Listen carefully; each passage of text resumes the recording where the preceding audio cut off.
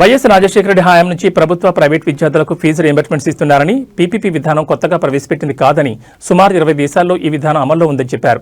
ఇందులో భాగంగా టెండర్లను అడ్డుకుంటామని, మేము వస్తే ఈ విధానాన్ని రద్దు చేస్తామని బెదిరించడం జగన్ నైజానికి నిదర్శనమని శనివారం తిరుపతి ప్రెస్ క్లబ్లో జరిగిన విలేకరుల సమావేశంలో బీజేపీ రాష్ట్ర ప్రధాన కార్యదర్శి నాకోతి రమేష్ నాయుడు అన్నారు. అందరికీ నమస్కారం. ఈరోజు రాష్ట్రంలో జగన్మోహన్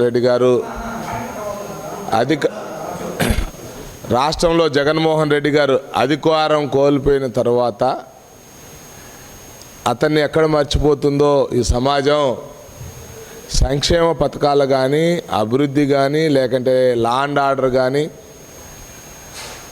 ప్రపంచంలో పేరెన్నిక పొందినటువంటి సంస్థలన్నీ కూడా ఆంధ్ర వైపు చూస్తున్నటువంటి తరుణంలో నేను కూడా ఉన్నాను అని చెప్పి, లేకంటే దాని మీద ఓర్చుకోలేనటువంటి తనంతో విషప్రచారం చేసేటువంటి ప్రయత్నంలో భాగంగా జగన్మోహన్ రెడ్డి గారు వారానికి ఒకరోజు బెంగళూరు ప్యాలెస్ నుంచి రావడము, ఒక కట్టుకథను తీసుకొచ్చి అల్లేటువంటి ప్రయత్నం చేయడం, ప్రజల్లో ఒక విష ప్రచారాన్ని వ్యాప్తి చేసేటువంటి ప్రయత్నం చేసే దానిలో భాగంగా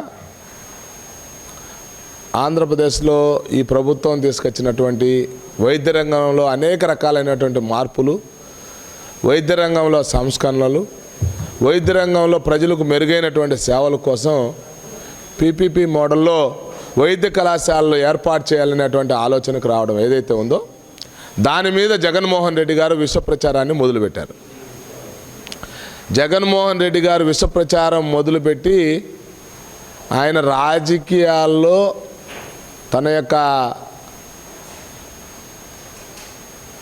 వాళ్ళ నాన్నగారు ముందు సమాధానం చెప్పాల్సింది ఎప్పుడంటే, జగన్మోహన్ రెడ్డి గారు వాళ్ళ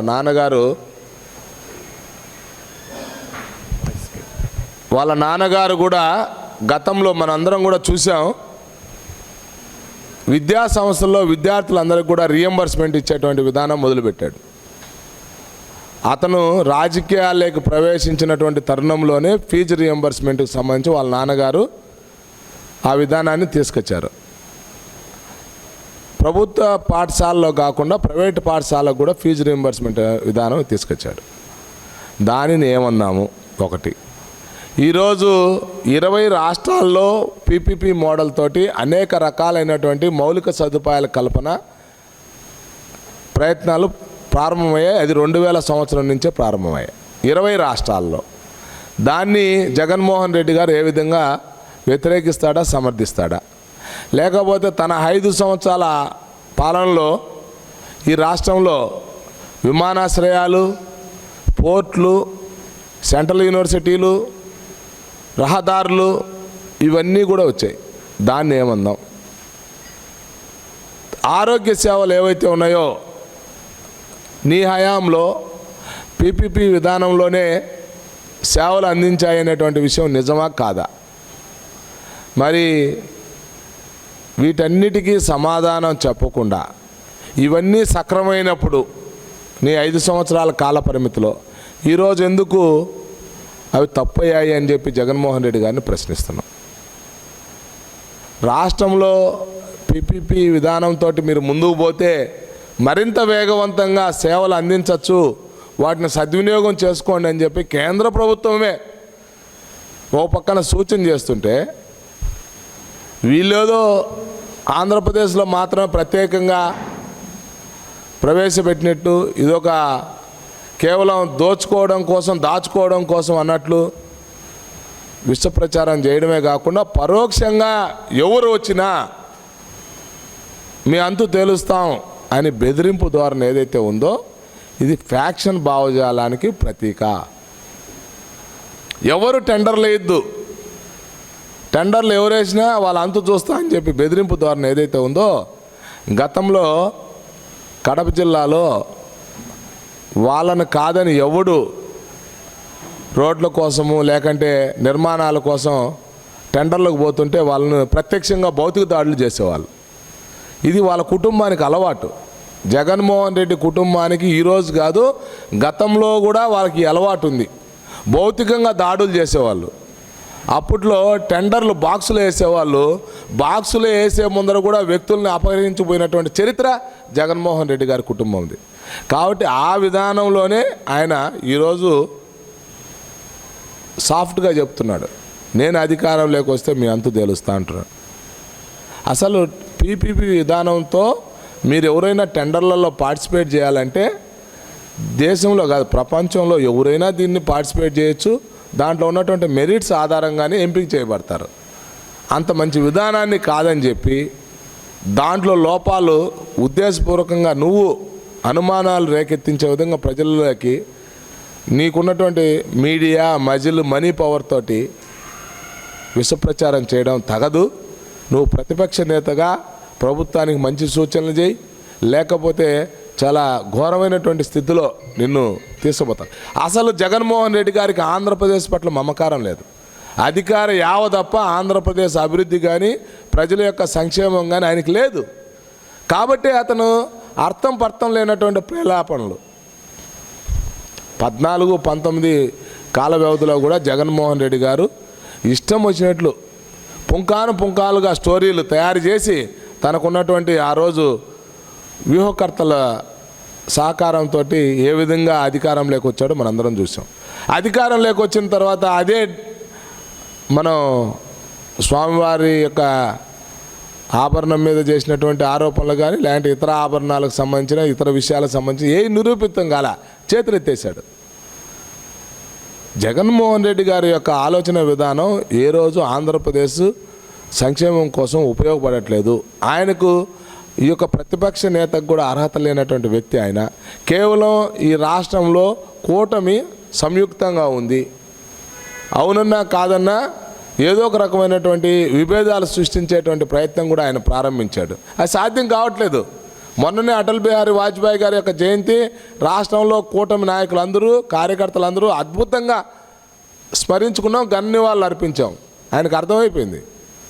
ఈ క్రమంలో మా పార్టీకి సంబంధించి రాష్ట్ర ప్రభుత్వంలో సత్యకుమార్ యాదవ్ గారు ఆరోగ్య శాఖ మంత్రిగా ఉన్నారు.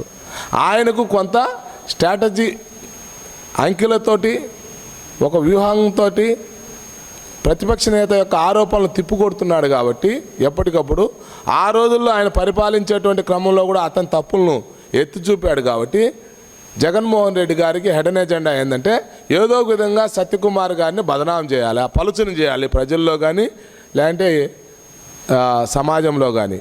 కాబట్టి ఇవన్నీ ఊకదంపుడు బెదిరింపులకు బెదిరే రకం కాదు. ఇది భారతీయ జనతా పార్టీ అని గుర్తుపెట్టుకో జగన్మోహన్ రెడ్డి గారు. ఇది చెప్పదలుచుకున్నాం.